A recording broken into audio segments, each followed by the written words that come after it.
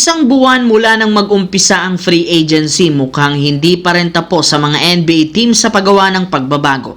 In fact, may malalaking pangalan ang posibleng mailipat bago matapos ang buwan na ito. At isa dyan si Nikola Vucevic na inanunsyo pa lang na balak i-buyout ng Chicago Bulls. At once na mangyari yan, magiging isa na siyang ganap na free agent kung saan siya na ang magdedesisyon kung saan siya team sunod na maglalaro. Well, maraming interesado sa kanyang serbisyo, sadyang hindi lamang afford ang kontrata nito. Kaya pag na-buyout siya, isa sa inaasahang kukuha dito ay ang Golden State Warriors na desperado nga pong makakuha ng bagong starting center na ipangpapalit nila sa nawalang big man na si Kevon Looney. Kaya as of now, naghihintay ang Golden State na i-buyout ng Chicago Bulls si Nikola Vucevic dahil kapag nangyari ito, agad nga po nilang kakausapin at o-offeran ng bagong kontrata ang kanyang kampo. Samantala, bagamat nakatutok ang Los Angeles Lakers ngayon sa pagpapapirma ng extension sa kanilang superstar na si Luka Doncic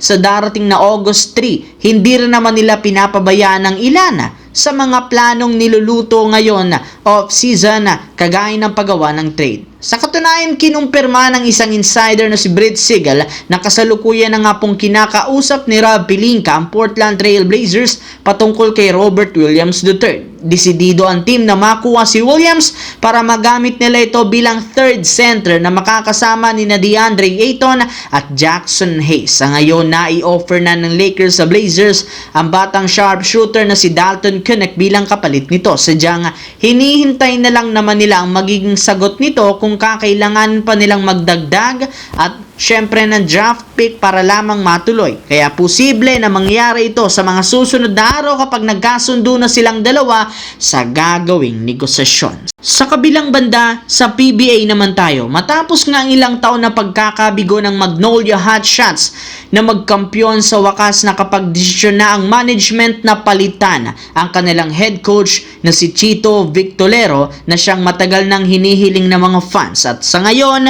isa na nga itong consultant ng team. Siyempre, sa wakas, dininig na rin naman ng kanilang front office ang sigaw since kada conference na bibigo siya na pangunahan ng Magnolia. Kasunod ng ganyang klaseng balita, kinumpirma rin naman ni Al Francis Chua na si LA Tenorio ang papalit dito. Bukod dyan, magkakaroon rin naman sila ng bagong team governor na si Jason Webb. Kaya dahil sa pagbabagong naganap, inaasahan na magbabago rin ang takbo ng team na ito. Although, hindi at wala rin naman malaking expectation sa unang taon ni LA, gayong sigurado na magkakaroon pa ito ng ilang mga adjustment sa kanyang bagong kupunan bilang isang head coach. Pero malaki ang tiwala na magiging mahusay itong head coach ng Magnolia.